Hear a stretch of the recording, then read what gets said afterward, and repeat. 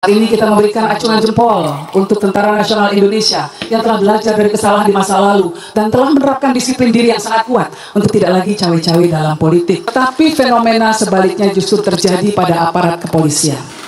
Polisi yang seharusnya melindungi rakyat justru menjadi ancaman di masyarakat. Gama Rizkinata, siswa SMK 4 Semarang.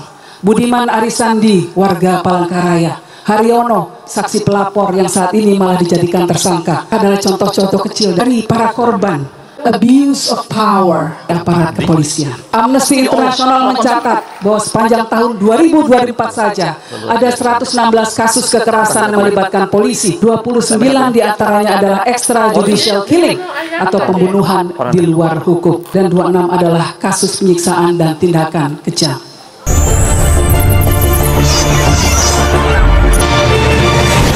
Ya ayyuhalladzina amanu kunu qawwamina bil qisti syuhada'a lillah walau ala anfusikum awil walidaini wal aqrabin. Wahai orang-orang yang beriman, jadilah kamu penegak keadilan dan saksi karena Allah, walaupun kesaksian itu memberatkan dirimu sendiri, ibu bapakmu atau kerabatmu. Perintah ini ditujukan untuk semua orang yang beriman, bukan hanya kaum muslimin. Salah satu keputusan terbesar Gus Dur untuk menegakkan demokrasi di Indonesia adalah memisahkan kepolisian dari Tentara Nasional Indonesia. Sebuah langkah yang tidak mudah untuk dilakukan. Pada masa lalu, di bawah kekuasaan Orde Baru, tentara dan polisi berada dalam satu komando yang memberikan potensi penyalahgunaan kekuasaan dan represi terhadap masyarakat. Gus Dur dengan kejernihan pikirannya memahami bahwa untuk mewujudkan negara yang benar-benar demokratis, kita harus memastikan bahwa kepolisian menjadi institusi sipil yang berfungsi untuk melindungi rakyat, bukan sebagai alat kekuasaan yang menindas.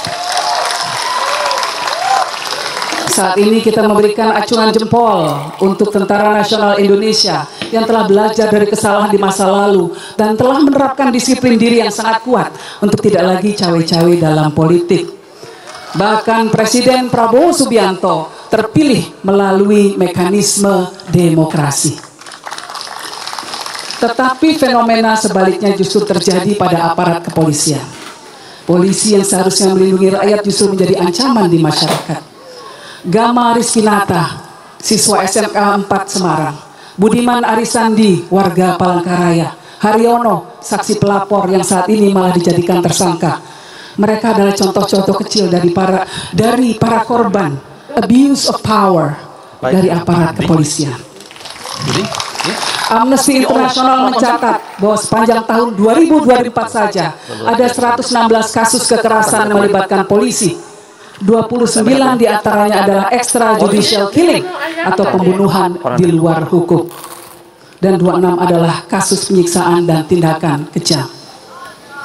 Saya ingin mengajak kita semua untuk merasakan sejenak apa yang Gus Dur rasakan ketika ia melihat ketidakadilan, ketika ia melihat kebrutalan, ketika ia melihat masyarakat yang terabaikan dan tertindas. Bayangkanlah sejenak bagaimana perasaan kita jika kita berada di posisi mereka yang selalu dipinggirkan, yang suaranya tidak pernah didengar. Apakah kita akan diam begitu saja? Apakah kita akan membiarkan mereka terus berada dalam kesulitan? Kita tentu tidak setuju dengan wacana polisi dikembalikan posisinya menjadi di bawah TNI atau di bawah kementerian tertentu. Karena ini adalah sebuah hal yang diperjuangkan oleh Gus Dur untuk memastikan adanya alat dari masyarakat sipil, yaitu kepolisian. Tetapi kita juga perlu mengingatkan aparat kepolisian untuk melakukan pembenahan secara menyeluruh dalam lembaganya, agar tidak lagi terjangkit fenomena trigger happy atau terlalu mudah menarik pistol. Tugas kita bersama adalah mengembalikan polisi dan semua lembaga negara pada fitrahnya, menjadi pelindung rakyat, bukan pelindung kepentingan segelintir orang belaka. Bapak Ibu yang saya hormati, Gus Dur pernah berkata, yang lebih penting dari politik adalah kemanusiaan. Pernyataan ini mengajarkan kepada kita semua bahwa segala keputusan, kebijakan, dan tindakan kita harus berlandaskan nurani. Sebab pada akhirnya nurani yang tajamlah yang akan membawa kita semua menuju jalan yang benar, menuju keadilan yang hakiki. Seperti alif yang menjadi petunjuk, semua ilmu yang kita miliki, semua kuasa yang kita pegang, semua harta yang kita nikmati, hendaknya diarahkan menuju jalan ketuhanan, yaitu dengan cara melayani semua umat Tuhan di bumi, dengan menegakkan keadilan dan selalu membela mereka yang lemah. Terima kasih, semoga kita semua bisa menjadi penerus perjuangan Gus Dur, menjadi orang-orang yang berjuang untuk kaum-kaum yang terpinggirkan. Wallahu muwaffiq ila aqwamit thariq. Wassalamualaikum warahmatullahi wabarakatuh. Demikian informasi yang dapat saya sampaikan untuk hari ini, semoga memberi manfaat. Salam dan doa kami untuk keluarga dalam perlindungan Allah, dalam dekap kasih sayang Rahman dan Rohim Allah Subhanahu wa Ta'ala. Allahumma amin. Terima kasih. Wassalamualaikum warahmatullahi wabarakatuh.